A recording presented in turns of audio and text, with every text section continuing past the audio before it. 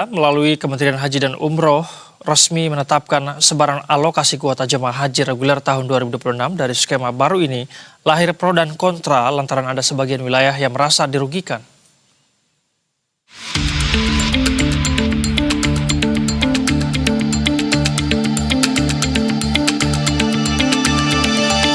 Pemerintah Indonesia melalui Kementerian Haji dan Umroh resmi menetapkan sebaran alokasi kuota jemaah haji reguler tahun 2026. Dari total 203.320 kuota jemaah haji reguler, Jawa Timur menjadi provinsi dengan jumlah kuota terbanyak di seluruh Indonesia. Penetapan kuota tersebut disampaikan langsung oleh Wakil Menteri Haji dan Umroh Dhanil Anzar Simanjuntak dalam rapat kerja bersama Komisi 8 DPR RI Selasa kemarin. Dalam pemaparannya, Dhanil menjelaskan bahwa pembagian kuota haji reguler per provinsi ditentukan berdasarkan dua pertimbangan utama, yakni proporsi jumlah penduduk muslim dan jumlah daftar tunggu jemaah haji di masing-masing daerah. Berdasarkan pertimbangan itu, wilayah Jawa Barat menjadi salah satu daerah yang merasa tidak diuntungkan dengan adanya kebijakan ini. Karena saya sudah jelaskan nggak ada punya pilihan kalau kita mau memperbaiki ya jalannya ini. Kami sebutkan pertanyaannya adalah apa ada cara lain? Nggak ada. Pertama ini adalah cara yang paling konstitusional. Kemudian kedua ini adalah cara yang paling terbaik untuk jangka panjang. Semua kebijakan yang baik pasti ada trade off-nya kami bilang. Nah trade off-nya sekarang itu harus mohon maaf saya kutip kata-kata terkorbankan itu adalah Jawa Barat, kemudian beberapa daerah 20 daerah lainnya. Tapi jangan lupa juga ketika tidak sesuai dengan undang-undang kemarin itu, Jawa Barat diuntungkan. Kan Jawa Barat diuntungkan, daerah-daerah lain diuntungkan. Dari 20 tahun loh Pak diuntungkan. Kuota haji reguler sendiri dibagi menjadi dua tingkatan, yakni kuota provinsi dan kuota kabupaten atau kota, yang disesuaikan dengan data antrian dan jumlah calon jemaah aktif. Dhanil menilai mekanisme ini bukan demi kepentingan satu daerah, namun pemerataan seluruh wilayah di Indonesia. Tapi kan kemudian pilihannya adalah kita bukan bicara Sumut, kita bukan bicara Jawa Barat, kita bicara NKRI, Pak. Ini untuk NKRI. Diketahui dari data yang ditampilkan Kemenhaj, Jawa Timur menjadi provinsi dengan alokasi kuota haji reguler terbesar tahun 2026, yaitu sebanyak 42.409 jemaah. Disusul Jawa Tengah dengan 34.122 jemaah dan Jawa Barat dengan 29.643 jemaah. Sementara provinsi dengan kuota paling sedikit adalah Papua Barat dengan 447 jemaah, serta Kalimantan Utara sebanyak 489 jemaah. Tim Liputan, Berita 1. Dan bersama dengan adanya skema pembagian kuota haji dengan kebijakan terbaru yang diluncurkan oleh Kementerian Haji dan Umroh, ada sebagian daerah yang merasa dirugikan. Dan untuk membahas lebih lanjut terkait hal ini, pemirsa, kita sudah terhubung secara virtual dengan Ihsan Marsha sebagai juru bicara Kementerian Haji dan Umroh, dan bergabung juga Pak Doni Setiawan selaku Sekretaris Aliansi Calon Jemaah Haji Kabupaten Garut Bersatu. Selamat pagi, Bapak-Bapak. Assalamualaikum. Selamat sore Pak Isa. Baik, saya mau langsung ke Bang Doni Setiawan terlebih dahulu. Jadi Bang Doni, apa yang menjadi aspirasi atau mungkin keresahan dengan adanya pembagian kuota haji ini? Benarkah ada keluhan terkait skema baru pembagian kuota ini, Bang Doni? Ya, terima kasih Mas Said. Ada dua alasan ya. Yang pertama adalah soal waktu, soal timing, kapan kebijakan ini dilaksanakan. Yang kedua adalah soal perbedaan perhitungan kuota provinsi dengan kabupaten kota. Nah, terkait dengan timing, menurut kami implementasi kebijakan baru penetapan kuota ini berlangsung pada waktu yang kurang tepat. Oke. Mengingat di lapangan itu sudah dilakukan proses persiapan baik oleh calon jemaah haji maupun oleh KBI HAU. Ini bukan tanpa dasar yang jelas. Sebagai contoh misalnya pada bulan Agustus, Kementerian Haji di masing-masing wilayah itu mengedarkan surat Kementerian Agama, mohon maaf, ke masing-masing KBAU untuk segera melakukan verifikasi data, plus juga mempersiapkan hal-hal yang dianggap perlu untuk calon jemaah haji. Di antara misalnya biovisa dan pemeriksaan kesehatan. Begitu juga kami, calon jemaah haji ini sudah mendapatkan surat cinta dari masing-masing kantor urusan agama untuk mempersiapkan proses itu, termasuk biovisa. Dan itu sudah dilakukan, tentu saja pemeriksaan kesehatan dan tidak gratis. Di Garut itu Rp1.200.000 tuh per calon jemaah haji. Artinya sudah ada biaya yang dan semua itu terganggu dengan adanya pembagian skema baru ini, Bang Doni. Betul. Nah, tiba-tiba ketika proses sudah dilakukan, biovisa selesai dilakukan, pemeriksaan kesehatan selesai dilakukan, muncullah kebijakan ini. Baik, saya ingin langsung meminta dari Bang Ihsan. Bang Ihsan, tanggapan Anda, benarkah bahwa pembagian skema baru ini tidak melewati sosialisasi mungkin, sehingga kemudian banyak keteteran juga di daerah, di Garut misalnya, Bang Ihsan? Bang Ihsan, mohon maaf, suara Anda belum bisa kami tangkap dari studio, dari sini. Boleh di-unmute dulu device yang digunakan, Bang Ihsan.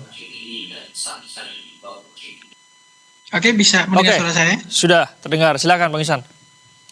Baik, terima kasih Mas Said, Kang Doni, dan juga pemirsa. Yang pertama tentu ingin kami sampaikan adalah berkaitan dengan bagaimana hadirnya skema yang saat ini telah ditetapkan oleh Kementerian Haji dan Umroh yang berangkat dari amanat Undang-Undang Nomor 14 Tahun 2025 yang mengatur berkaitan dengan pembagian kuota.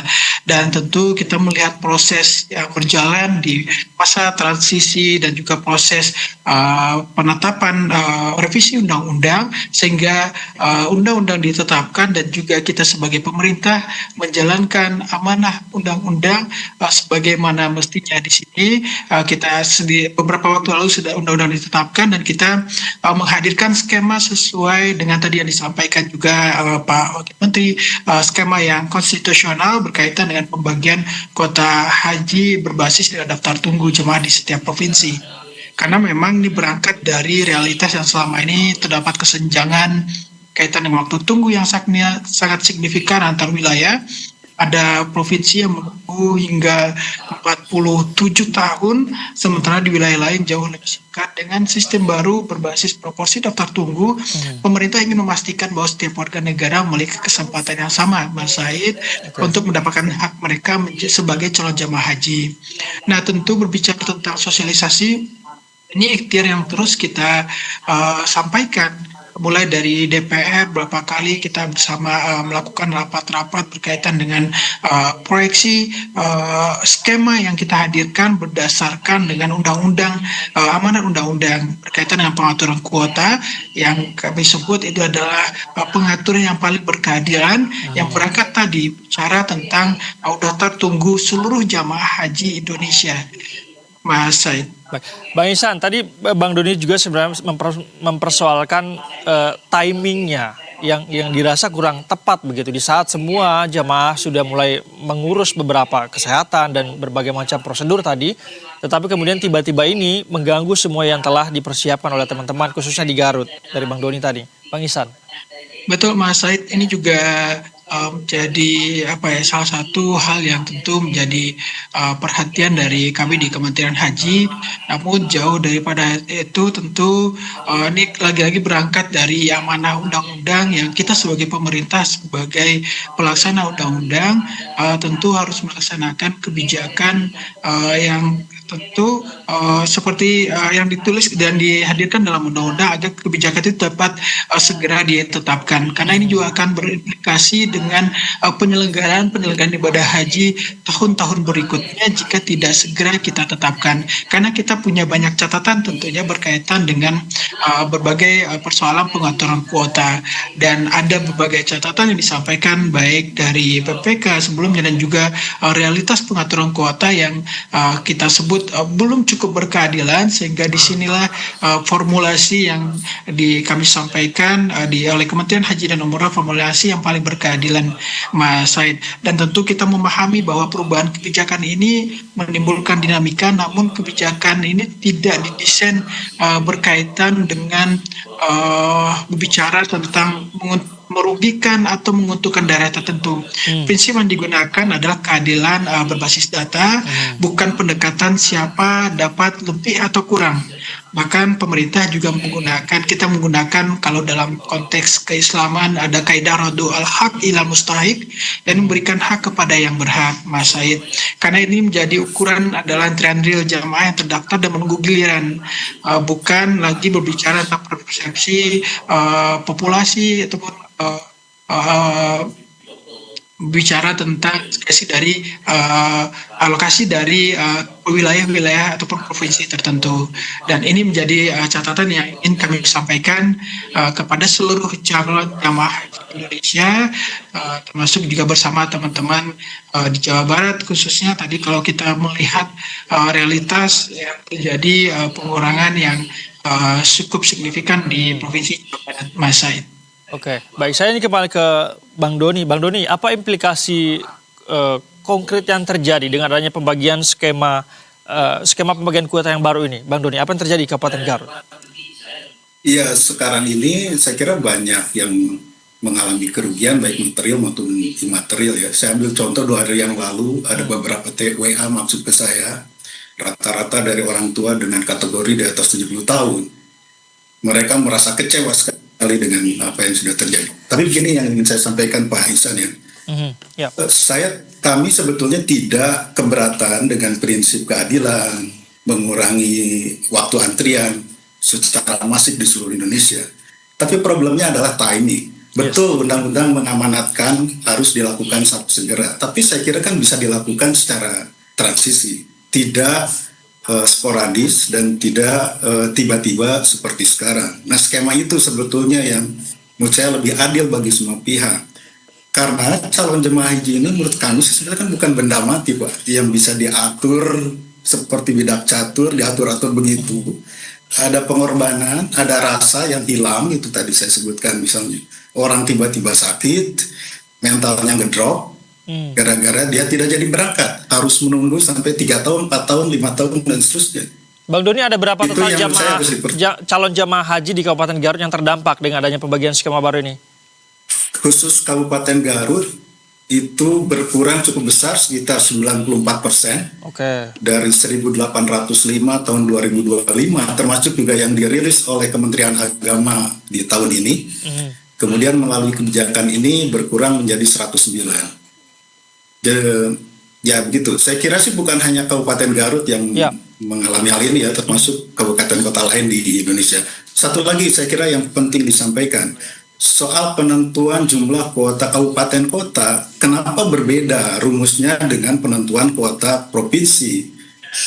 Kalau penentuan kuota provinsi betul merujuk ke pasal 13 di Undang-Undang Haji dan Umroh. Tapi kenapa penentuan kuota kabupaten kota itu dilakukan berdasarkan nomor urut antrian di provinsi itu? Kalau menggunakan rumus yang sama yang digunakan untuk menentukan kuota provinsi, Garut aja setelah kami hitung, itu hasilnya sekitar 1.200-an. Jadi sebetulnya penentuan kuota kabupaten kota ini tidak juga ada klausulnya di dalam Undang-Undang Haji dan Umroh yang baru. Karena setahu kami di Undang-Undang Haji Umroh yang baru, itulah yang digunakan untuk menentukan kuota provinsi, rumus itu yang digunakan. Dan itu tidak dipakai untuk menentukan kuota kabupaten kota. Oke, baik. Mengenai timing lagi-lagi yang rasanya tidak pas begitu ya, kemudian juga penentuan jumlah kuota. Kenapa berbeda antara kabupaten dan juga provinsi? Akan dijawab Bang Ihsan, kita akan jeda dulu. Ada azan maghrib, kita akan mendengarkan untuk wilayah DKI Jakarta dan sekitarnya.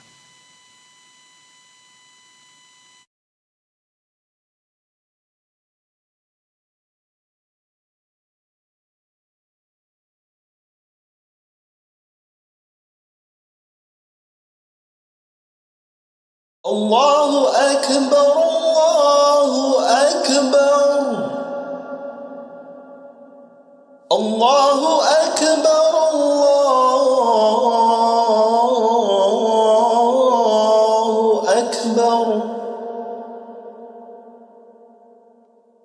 أشهد أن لا إله إلا الله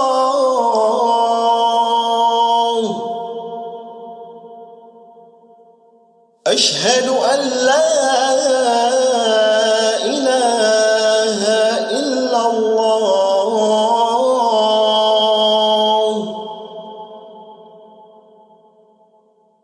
أشهد أن محمدا رسول الله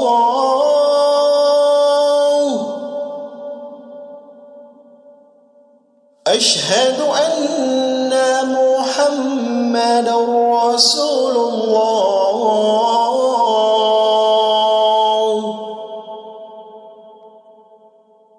حي على الصلاة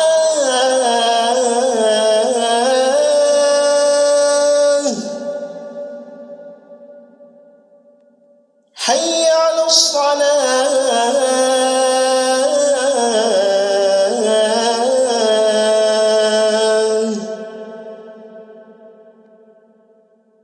حي على الفلاح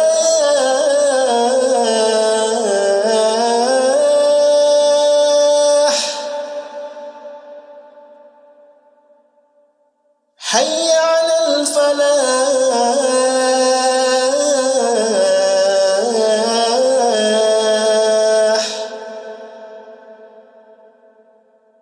الله أكبر الله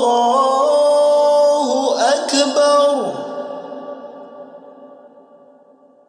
لا إله إلا الله. Kami mengucapkan selamat menunaikan ibadah sholat maghrib bagi wilayah DKI Jakarta dan sekitarnya. Pemirsa, kita akan melanjutkan pembahasan kita, masih bergabung narasumber. Ada juru bicara Kemenhaj Ihsan Marsha dan juga Bang Doni Setiawan dari Aliansi Calon Jemaah Haji Kabupaten Garut Bersatu.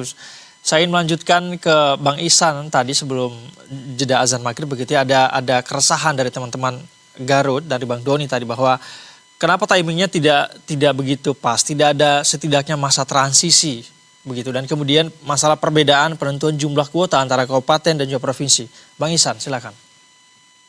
Baik Mas Said dan juga Kang Dodi, memang bicara tentang sosialisasi juga serta bagaimana pengaturan skema, kami tentu di Kementerian Haji dan Umroh Republik Indonesia memahami betul apa yang menjadi kekhawatiran dan juga apa yang teman-teman khususnya di Jawa Barat, Kang Dodi dan teman-teman seperti berbicara tentang apa yang terjadi saat ini bicara tentang pengaturan kuota. Tentu Kementerian Haji dan Umroh dalam hal ini harapan besar tentu jauh lebih besar berbicara tentang bagaimana tadi berangkat menghadirkan dengan alokasi kuota yang berkeadilan tentu. Kalau kita bicara tentang sosialisasi, memang sedang pada prosesnya.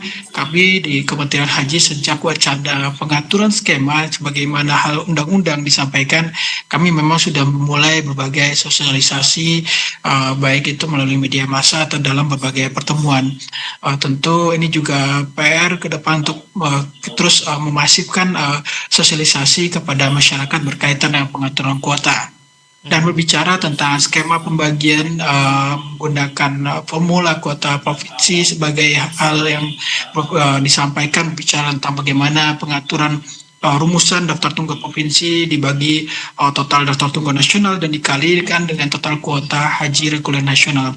Inilah skema tadi yang kami maksud melalui tim dari Kementerian Haji menghitung ini angka disparitas yang lebih berkeadilan, maksudnya berkaitan dengan skema-skema yang lainnya yang dihadirkan. Kami juga mempertimbangkan banyak rumusan-rumusan berkaitan dengan pengaturan melalui waiting list atau daftar tunggu jamaah. Ini dengan rumusan ini semakin besar jumlah pendaftar di suatu daerah, maka akan berimplikasi semakin besar pula kuota yang akan diperoleh. Ini adalah dasar mengapa sistem ini dinilai berkeadilan, di mana alokasi kuota yang diberikan oleh Arab Saudi betul-betul diberikan kepada jamaah pendaftar haji yang mendapatkan kuota lebih banyak adalah antriannya memang lebih banyak, dan skema ini memastikan waktu tunggu antar provinsi bergerak menuju kesetaraan, Mas Said, tidak lagi ekstrim dan timpang seperti sebelumnya.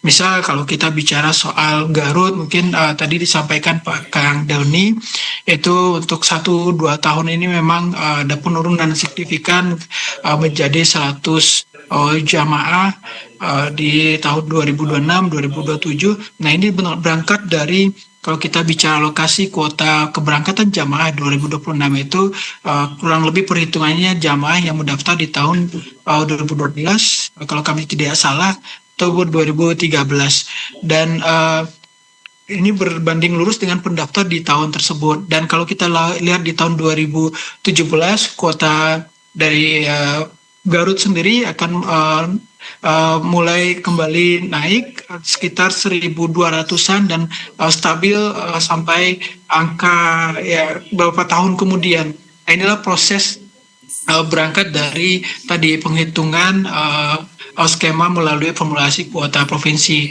berdasarkan data, karena memang bicara juga berkaitan dengan penurutan porsi di tingkat provinsi. Jamaah haji Indonesia itu dimulai dari tingkat provinsi, Mas Doni. Dan ini salah satu skema yang dihadirkan oleh Haji dan Umroh. Oke, baik. Nampaknya Bang Ihsan akan meninggalkan dialog kita terlebih dahulu. Namun Bang Ihsan, bolehkah kita mendengarkan mungkin satu harapan dari teman-teman Garut Bersatu, Bang Doni, kepada teman-teman di Kemenhaj. Bang Doni, silakan jika ada harapan yang Anda sampaikan. Ya, tentu kalau dari kami, tuntutannya bukan hanya mewakili Garut, tentu juga kabupaten kota lain yang merasa memiliki nasib yang sama adalah mengembalikan kuota ke kuota lama. Kalau kebijakan ini mau dilakukan, ya paling tidak tahun depan lah dimulai dengan skema yang lebih jelas transisinya, ya, jangan mendadak seperti ini. Yang kedua, kami tidak menuntut kerugian materi yang sudah dikeluarkan oleh seluruh jemaah haji seperti yang tadi saya selesaikan, tapi saya kira kejelasan aja, gitu. Dan tentu saja kami sangat berharap Kementerian Haji dan Umroh ini juga punya nurani untuk memperhatikan orang-orang yang tidak semua orang mampu mempersiapkan haji baik secara fisik, secara ekonomi, dan lain-lain. Itulah makanya syarat haji memang berat. Nah, itu tolong juga diperhatikan oleh Kementerian Haji dan Umroh. Banyak juga calon jemaah haji yang kemudian mengalami kerugian bukan hanya material tapi juga imaterial seperti yang tadi saya sampaikan. Saya yakin mereka tidak ingin uangnya diganti, tapi mereka ingin kejelasan dan ketegasan dari Kementerian Haji dan Umroh. Dan mereka tentu berharap ketika mereka sudah mempersiapkan tahun ini, ya, tahun depan mereka bisa berangkat. Jadi tuntutannya itu, saya kira. Oke, baik. Bang Ihsan, sudah dicatatkah harapan-harapan dari teman-teman Garut ini? Baik, Bang Ihsan. Baik, Mas Ed. Iya, silakan. Jika ada yang merespon, singkat saja. Siap, tentu di sini kami ingin menyampaikan Kang Dodi dan juga teman-teman Kementerian tentu berkaitan dengan sosialisasi akan terus menyampaikan penjelasan secara berkala melalui bagikan informasi resmi, termasuk melalui pemerintah, dan juga kami akan membuka ruang dialog tentu untuk mendengar aspirasi dan memastikan pemahaman publik. Tentu kita tidak hanya bicara soal angka, tapi juga memahami nilai keadilan, dasar hukum, dan juga tujuan jangka panjang dari dihadirkannya kebijakan ini. Kami tentu dari Kementerian Haji sebagai pelaksana amanah undang-undang untuk berkomitmen menjalankan kebijakan ini dengan prinsip keterbukaan, kejelasan data, dan juga akuntabilitas agar seluruh calon jemaah haji Indonesia memahami bahwa perubahan ini dilakukan untuk kebaikan bersama, bukan tentu untuk keinginan kita. Tadi kalau Pak Wamen bicara tentang kepentingan kita sebagai bangsa, negara kesatuan Republik Indonesia. Mas Said dan Kang Doni, mohon izin. Baik, sudah dicatat dan ruang-ruang dialog akan tetap terbuka begitu. Terima kasih banyak Bang Ihsan sudah berbagi pandangan. Bang Doni juga sudah menyampaikan aspirasi bersama kami di Berita Satu Utama. Selamat malam, Assalamualaikum. Waalaikumsalam.